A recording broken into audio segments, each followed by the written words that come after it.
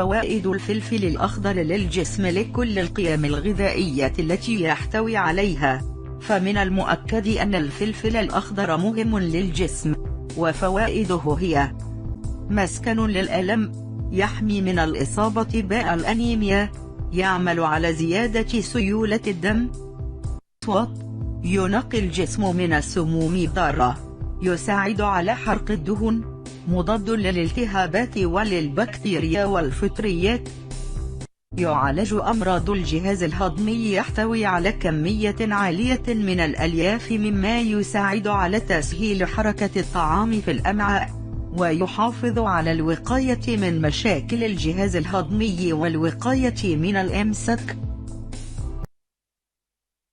الوقاية من أمراض الجهاز التنفسي. تناول ثمرة من الفلفل الأخضر يساعد على تخلص الجهاز التنفسي من السموم، لاحتوائه على فيتامين ج الذي يساعد على محاربة الفطريات والنزلات الشعبية التي تصيب الجهاز التنفسي ونزلات البرد والأنى الأصوات. تقوية العظام. يساعد الفلفل الأخضر على تقوية العظام، وهذا لاحتوائه على نسبة من الكالسيوم، والتي تساعد على الوقاية من الإصابة بمرض هشاشة العظام مع تقدم العمر. فوائد الفلفل الأخضر للرجيم. يحتوي الفلفل الأخضر على سعرات حرارية قليلة جدا، وهي 20 سعر حراري لكل 100 جرام من الفلفل الأخضر. يساعد الفلفل الأخضر على حرق الدهن لأنه يساعد على رفع عملية التمثيل الغذائي في الجسم. فوائد الفلفل الأخضر للحامل. يحتوي الفلفل الأخضر على العديد من الفوائد للمرأة.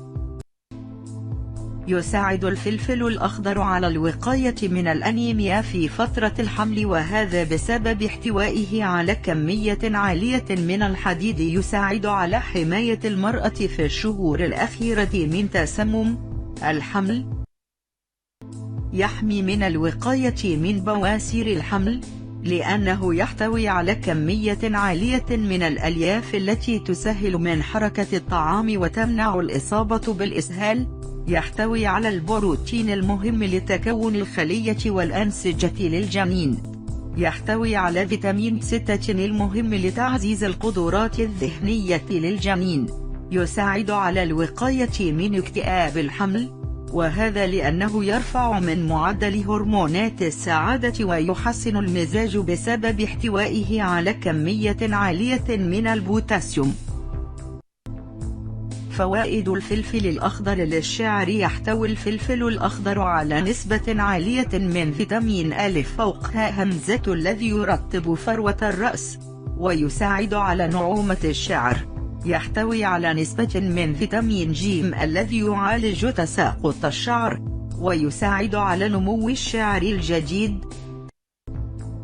فوائد الفلفل الأخضر للبشرة. يحتوي الفلفل الأخضر على نسبة عالية من فيتامين أ فوق ه همزة المفيد لترطيب البشرة وتغذيتها.